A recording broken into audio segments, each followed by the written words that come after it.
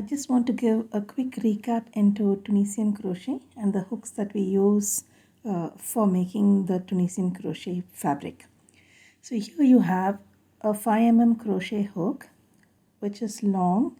There is no thumb rest at all, and you have a stopper at the end to prevent the stitches from falling off, because in Tunisian crochet we need to accumulate all the stitches on the hook and then take it off two at a time when you do the return pass. I'll be showing you a sample where you can see how the stitches are made, a quick recap.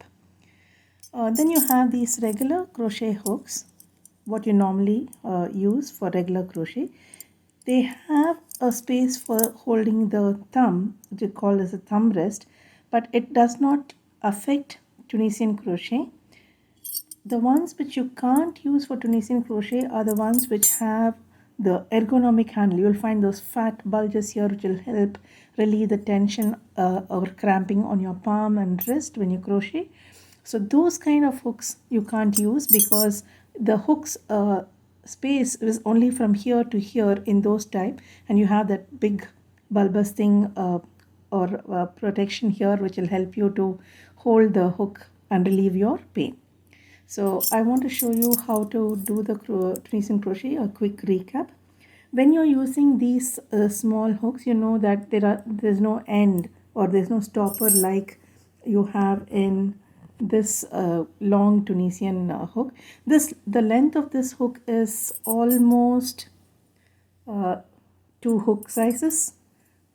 The length of 2 hooks is what is the length of the this Tunisian hook that I am having with me. So if I want to use these regular hooks, I would like to have a cap which is available as a part of a box, I think. These are usually knitting needle protectors, which I find that they can be used in a pinch for your crochet hook. Put it at the back, just put it, insert it into the space to make sure that the stitches don't fall off. If you don't have this, doesn't matter, you don't have to go running and buy one. You can just take a piece of rubber band and wrap it around the edge over here like 4-5 times, so that will prevent the stitches from falling off. So that's it with regard to the hook. So let me show you a few stitches based on the hook. So I'm going to use a regular crochet hook because I'm just going to go show you a sample. So here I have with me 4.25 mm hook. I put this knitting hook protector at the bottom to help me to prevent it, the stitches from falling off. But seriously speaking, I have not used this when I have done smaller Tunisian pieces. I just use my hand as a guide to hold it. Okay. I also wanted to show you how such a big hook will work with a knitting cotton type of thread. One aspect of Tunisian crochet is that it tends to be dense and it tends to curl. So if I use a hook size which is 2 times the normal size that I would use for that particular yarn or thread, then I find that the fabric is much more pliable, more drapey, it is softer and doesn't feel so stiff. So here I'm going to start with a slip knot. And I'm going to make 15 chain. 1, 2, 3, 4, 5, 6, 7, 8, 9, 10, 11, 12, 13, 14, 15. Now this chain will be loose but doesn't matter. That's how we want it for this particular type of crochet. Now notice that if I do single crochet, I will do the required number of stitches plus 1 extra chain because I'll be going to the second chain from the hook. Whereas here, even though I'm going to the second chain from the hook, I do not make any extra chain. So if I do 15 chain, then 15 is the number of stitches that I will have. Now when we go into the foundation row, we always go when we go into the starting chain, we always go into the chain like this. But if we just turn the chain back and see this back bump over here, can you see that? This back bump over here. Let me remove the hook. If you put your chain upside down, you will find a single line of stitches at the back of it. So we want to go into that back bump just so that I have a cleaner edge. So I don't yarn over, I insert my hook into the second bump, yarn over, pull up a loop. Do not do anything with this, leave it, go into the next chain, insert hook into the back bump, yarn over, pull up a loop. Continue the same, go into the back bump, yarn over, pull up a loop. Go into the back bump, yarn over, pull up a loop. Because it's a thin thread and I'm using a bigger hook, it seems fiddly, but trust me, after first 2 rows you'll be okay with using this. So I'm just going into one back bump at a time, inserting the hook, yarn over, pull up a loop, inserting it, yarn over, pull up a loop. I'm just going to let my ball roll on the floor. My cats are away sleeping, so should not be a problem. And I have, I think, 3 more left.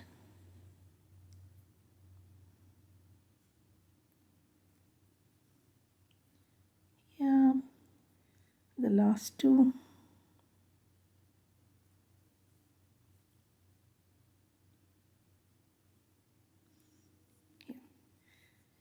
So you see, even if I had the thumb rest, it did not really affect the placement of the loops here, except that sometimes these loops will be slightly bigger because this is a flattened piece as opposed to the cylindrical portion of this hook, but should not make that much of a difference. So now I have, let's count, I should have 15 loops on the hook. 1, 2, 3, 4, 5, 6, 7, 8, 9, 10, 11, 12, 13, 14, 15. So whatever is the number of chain I started, that will be the number of loops that will be on my hook. So here it's plain Tunisian. I'm not doing any increase or decrease. I'm just showing a quick recap into how to do the Tunisian. So when I finish this, I put on the last loop on the hook. Now I yarn over and pull up only through 1. So this is like basically making a chain. So this will form the edge stitch. So this part, particular part, this will be my edge. Just as the one loop which is at the starting is my edge, this is also my edge. So I just yarn over and pull through 1 loop. Now I yarn over and pull through 2. Continue, yarn over, pull through 2, yarn over, pull through 2, yarn over, pull through 2,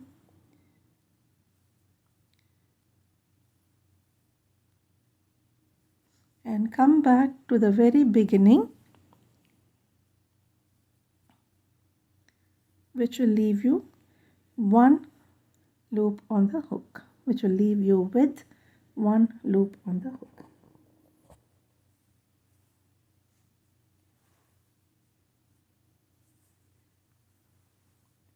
So this is the first row completed. So the first row completed has 15 loops in the forward pass, 15 loops in the return pass. Okay. If you look at the starting chain,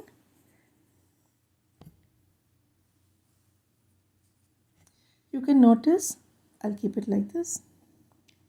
Can you see the chain? It's giving a neater edge.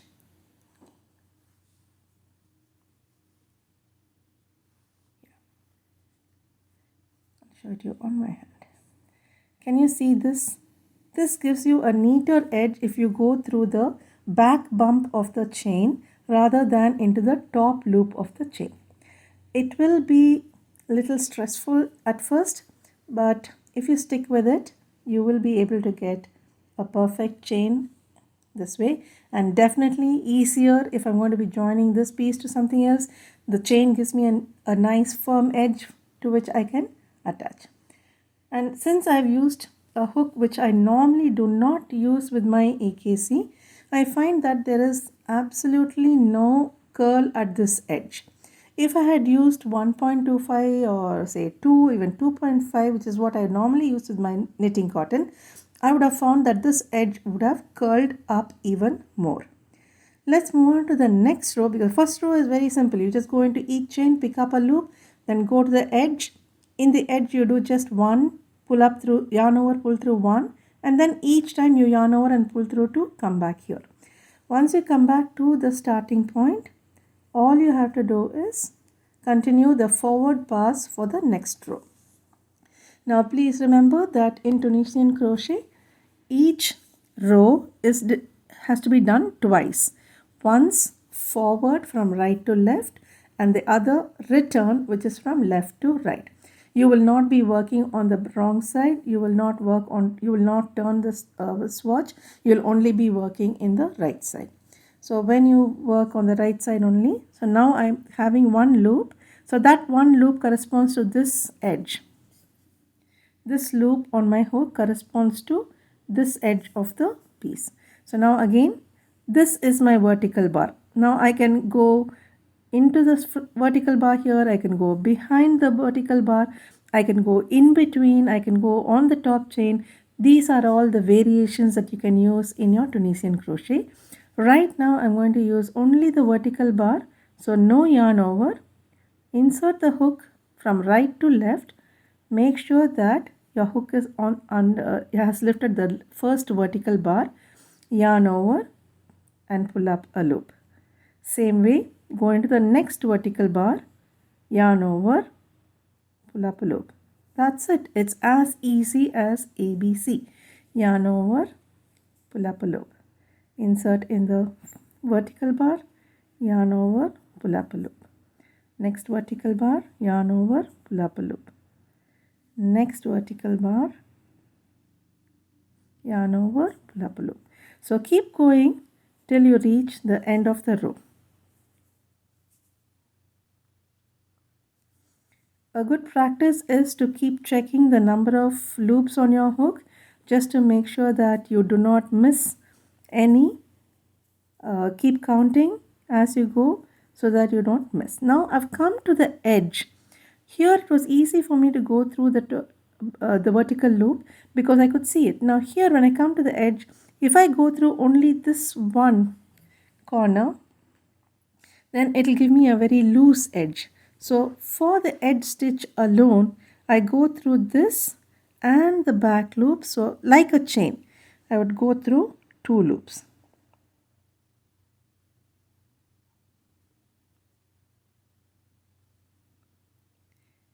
If you have pulled it too tight like me, then you will have a problem finding that loop.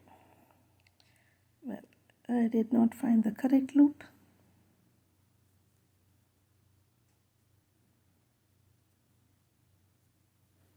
Now I got it, I think.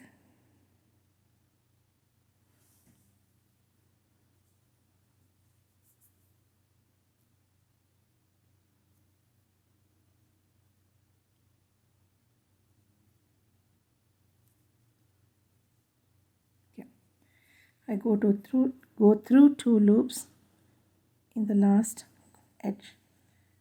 Again, yarn over, pull through 1. Now you yarn over, pull through 2.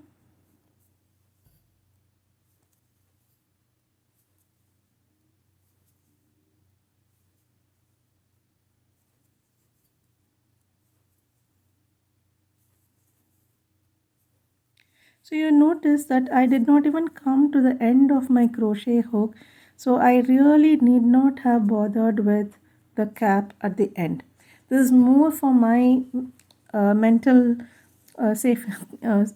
sanity than going without that. So if you feel like that is bothering you, you can remove it. You really will not go beyond this, especially if you have just a few number of stitches. So now you can see here the second row is done.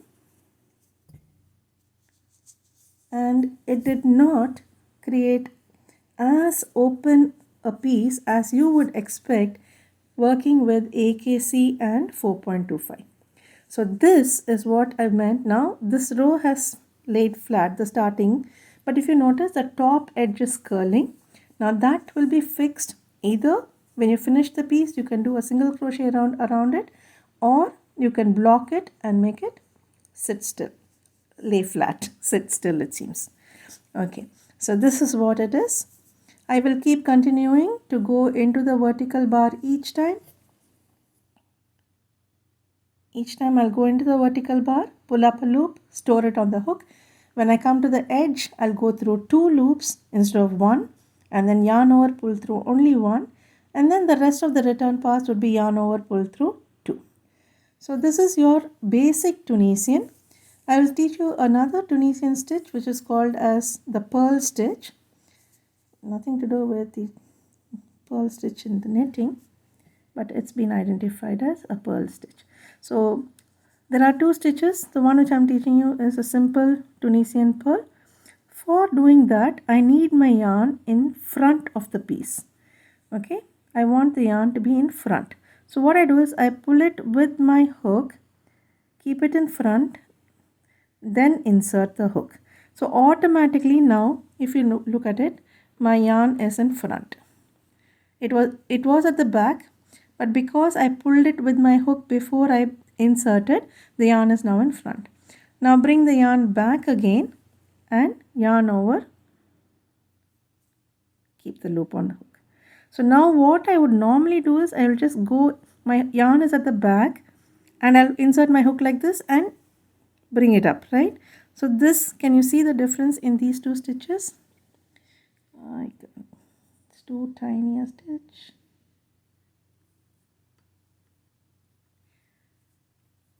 Let me show you one more time so you can see the difference, and I'll show you with a thicker yarn so the stitches can be seen. So now for doing the pearl, I bring the yarn over the hook like this. I'm not yarning over, the yarn is just brought up in front.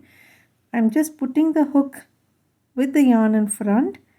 Now the yarn goes back and I yarn over and pull up a loop. So pull it with the hook so that it's up. So the easier way to remember it would be like this. Okay, so now the yarn is like this, it's at the back.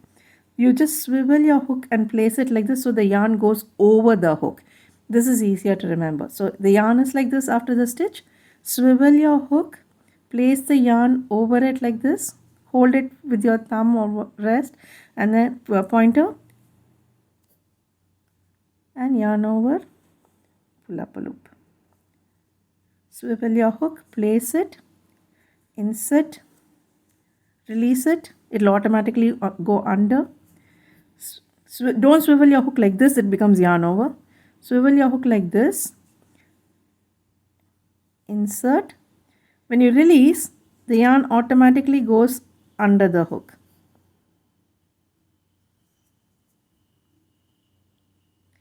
So this is your Tunisian pearl.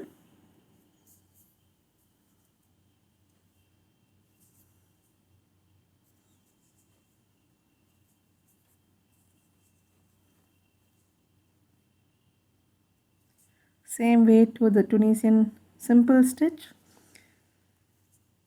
You insert hook, yarn over, pull up loop and leave that hook loop on the hook till you come for your return pass. So in the return pass, so now yarn over, pull up 1, yarn over, pull up 2,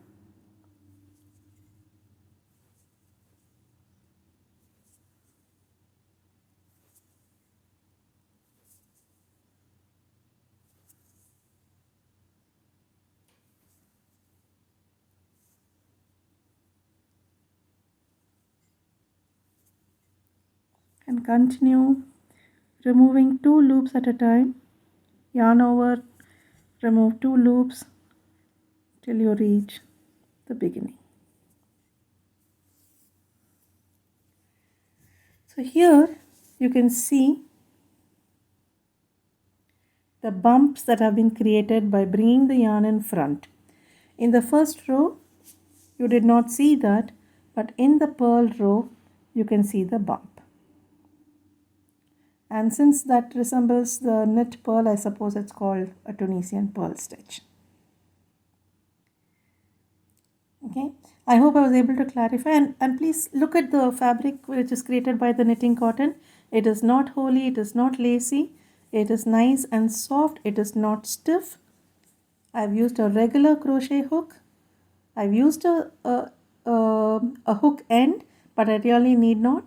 It does not fall off because I've used only 15 stitches.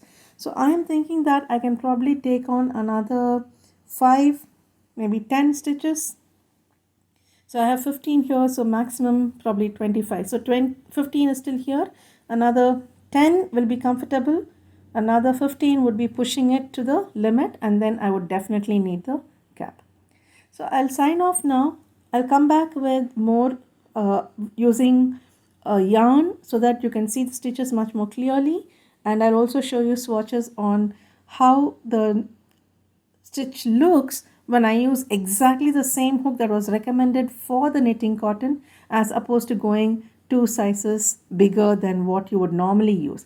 And this holds good not just for knitting cotton but also for any type of yarn that you choose. So if you have chosen let's say Vardhaman Brillon and you normally use 4 mm for Brillon, I would say going up to even 5.5, 6 mm will not make it look bad. It will make it look very nice, and you will get a better result using a bigger hook as compared to the hook that you normally use for regular crochet work. See you guys soon.